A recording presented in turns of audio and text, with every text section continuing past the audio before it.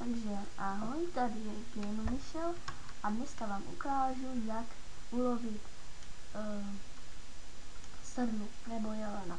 Ale jelen je jako spíš agresivní, je prostě těžší ho zabít, takže si radši zabijeme 5 na srnku. Takže vidíte vzadu, vidíte v dálce tam stádo, takže si můžeme vybrat. Musíme se blížit.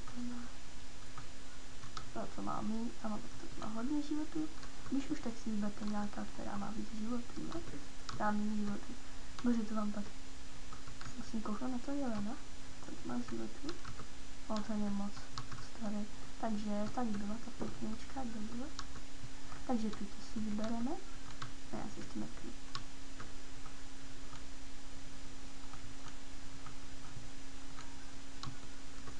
Trošku pohrajeme.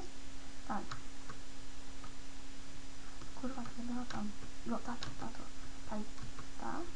Takže tuto si vybereme. Se vydýcháme, aby nám to pak líp šlapalo. Ale musíme ji zahnat. Kurva, kráva. Tady je. Dobrý. Až budeme těsně u ní, tak ji kousím do prdele. Koukejte. Space, jo? Takže ježišmarja, to jsem až moc.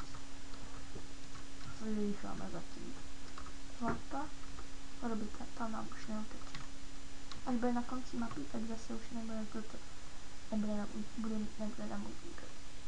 Uhní babo jedna stará. Koupě space. Víte? Bývají životy. Dělají křápem.